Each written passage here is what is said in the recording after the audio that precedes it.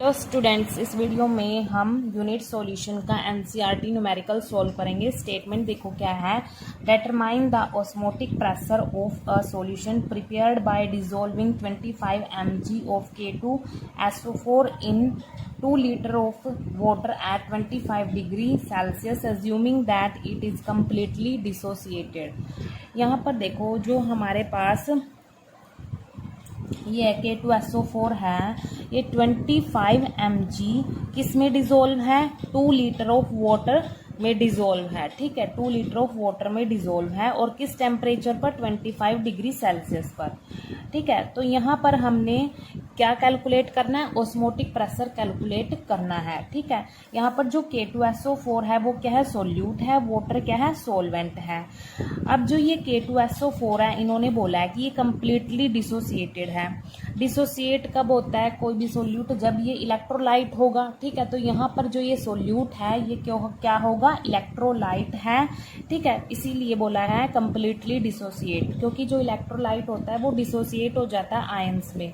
ठीक है, अब जब भी न्यूमेरिकल में इलेक्ट्रोलाइट सोल्यूट आ गया तो हम यहाँ पर कौन सा फॉर्मूला लगाएंगे, जो हमारे पास वेंटो फैक्टर वाला मॉडिफाइड फॉर्मूला है ना ऑस्मोटिक प्रेशर का, वो हम फॉर्मूला यहाँ पर लगाएंगे। ठीक है, यहाँ पर हमने ऑस्मोटिक प्रेशर कैलकुलेट करना है सॉल्यूशन का। अब देखो मैंने यहाँ पर लिख दिया है कि जो हमारे पास सोल्यूट है, एक्चुअल मास यहाँ पर लिख देते हैं, actual mass of solute. Solute क्या था, K2SO4, उसका एक्चुअल मास कितना है, 25 mg।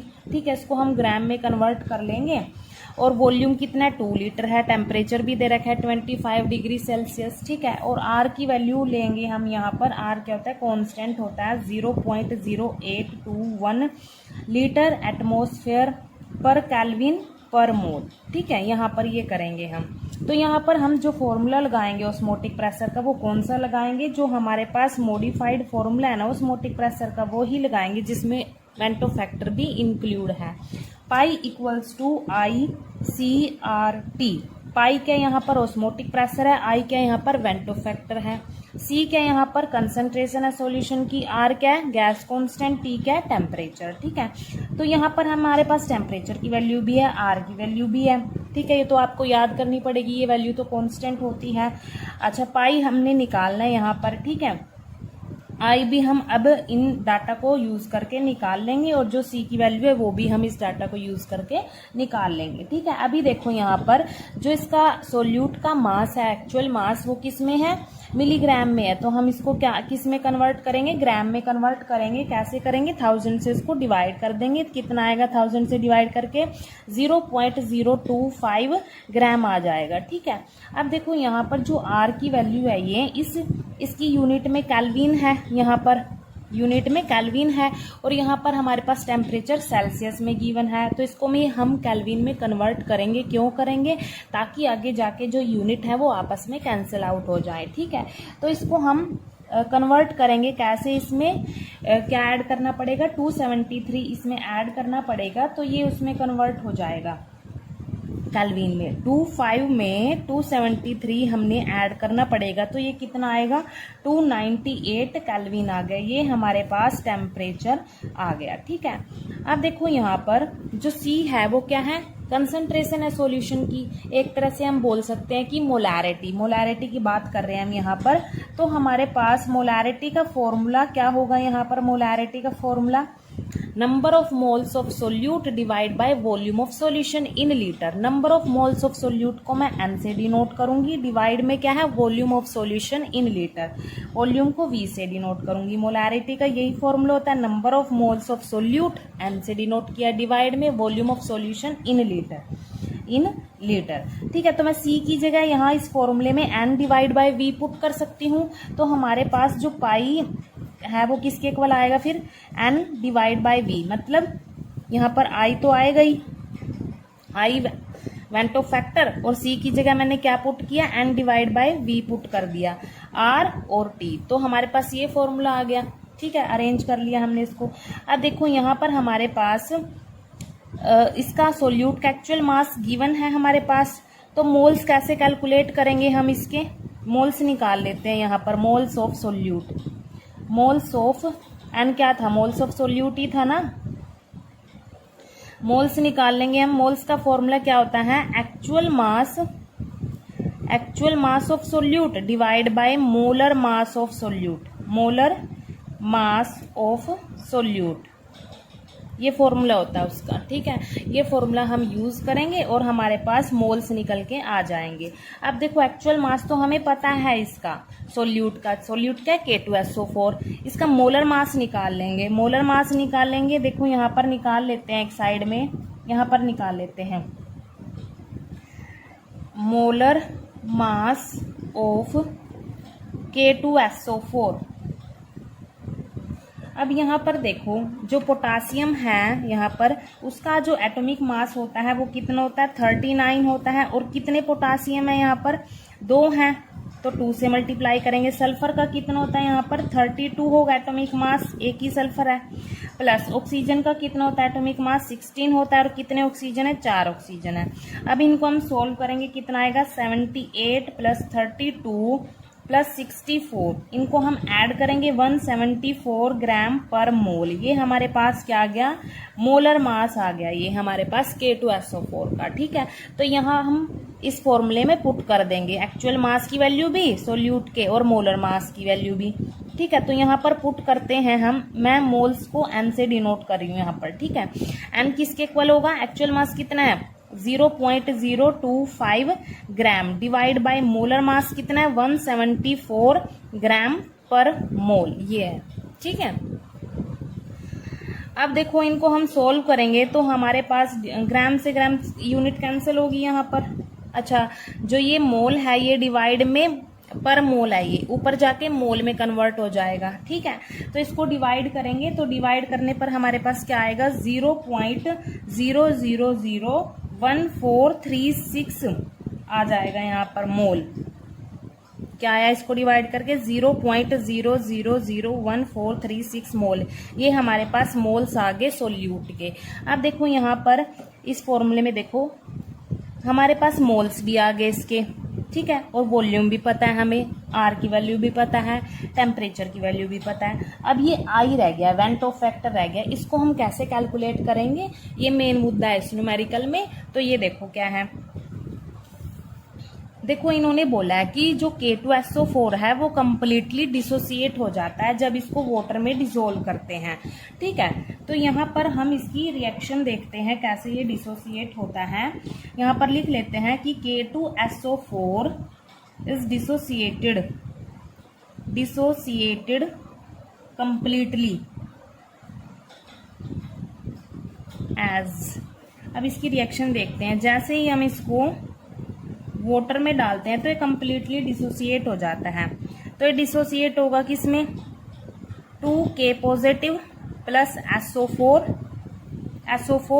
2 नेगेटिव, इन आयंस में डिसोसिएट हो जाएगा, कैटायन और एनायन में। ठीक है, अब देखो मान लो हमारे पास इसके जो इनिशियल मोल थे, इनिशियली यहाँ पर कितने मोल है इसके, 1 ही मोल है, तो हम यहाँ पर 1 लेंगे। इनिशियली यहाँ पर कितने मोल है K2SO4 के, जब डिसोसिएट नहीं हुआ तो इसके इनिशियल स्टेज में कितने मोल है, 1 मोल है। ठीक है, तो ये यहाँ पर डिसोसिएट ही नहीं हुआ इनिशियल स्टेज में, तो जो आयंस होंगे उनके कितने मोल होंगे, 0 होंगे, क्योंकि इनिशियली तो क्या हुआ था, डिसोसिएट नहीं हुआ, इसके कंप्लीट 1 मोल है। ठीक है, आफ्टर डिसोसिएशन क्या हुआ, आफ्टर डिसोसिएशन जब डिसोसिएट हो गया ये, ठीक है, जब कंप्लीटली डिसोसिएट हो गया तो यहाँ पर कितने मोल बचे, 0, क्योंकि कंप्लीटली डिसोसिएट हो गया। ठीक है, और यहाँ पर कितने मोल होंगे इसके, जब कंप्लीटली डिसोसिएट हो गया यो, तो इसके कितने मोल्स होंगे, K पॉजिटिव के कितने होंगे, 2 होंगे, और SO4 के यहाँ पर कितने हैं, 1 है। ठीक है, दोबारा देखो यहाँ पर इनिशियल में K2SO4 के 1 मोल थे जब ये डिसोसिएट नहीं हुआ। ठीक है, जब ये डिसोसिएट ही नहीं हुआ तो जो ये आयंस हैं इनके कितने मोल्स होंगे, 0 होंगे। और जब ये डिसोसिएट हो गया कंप्लीटली, जब कंप्लीटली डिसोसिएट हो गया, यहाँ कितने मोल्स हैं, 0 बचे, क्योंकि कंप्लीटली डिसोसिएट हो गया ये। अब आफ्टर डिसोसिएशन यहाँ पर जो K पॉजिटिव है इसके कितने मोल होंगे, 2 होंगे, यहाँ पर SO4 के कितने होंगे, 1 होंगे। ठीक है।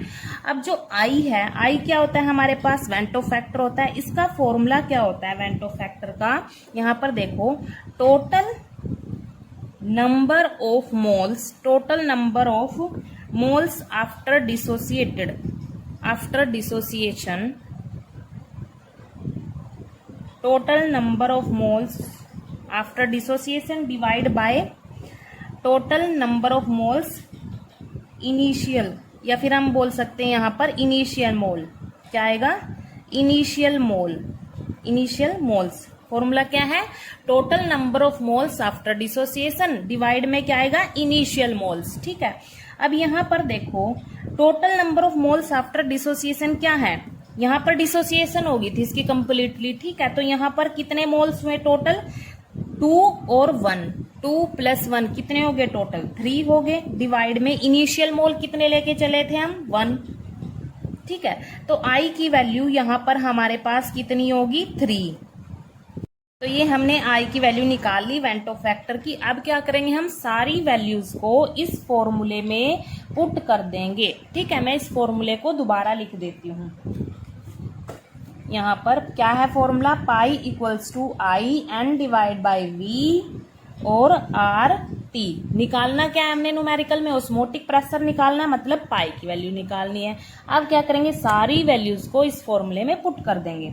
पाई एज इट इज रखेंगे, आई की वैल्यू कितनी निकाली, 3 निकाल ली, और एन कितने निकाले थे यहाँ पर देखो, मोल्स ऑफ सोल्यूट कितने निकाले थे, 0.000146। इसको भी पुट कर देंगे यहाँ पर, 0.000146। और वॉल्यूम कितना है हमारे पास, यहाँ पर 2 लीटर है, वॉल्यूम ऑफ सॉल्यूशन 2 लीटर है। आर की वैल्यू देखो ये है, और टेम्परेचर 298 है। इन सारी वैल्यूज को फॉर्मूले में पुट कर देते हैं। 2 लीटर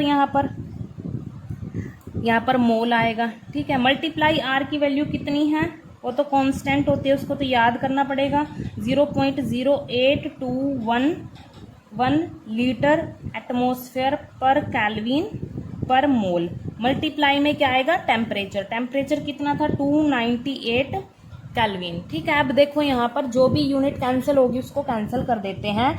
केल्विन से केल्विन इनवर्स कैंसिल होगा, यहाँ पर मोल से मोल इनवर्स कैंसिल होगा, और यहाँ पर लीटर से लीटर कैंसिल हो जाएगा। यहाँ पर कौन सी यूनिट बची, एटमॉस्फेयर यूनिट बची। ये एटमॉस्फेयर किसकी यूनिट होती है, ऑस्मोटिक प्रेशर की। ठीक है, अब देखो यहाँ पर हम क्या करेंगे, पहले देखो ये जो 2 से ना ये वाली वैल्यू कैंसिल हो जाएगी, 1 यहाँ पर 149 पे ये कैंसिल हो जाता है 2 से।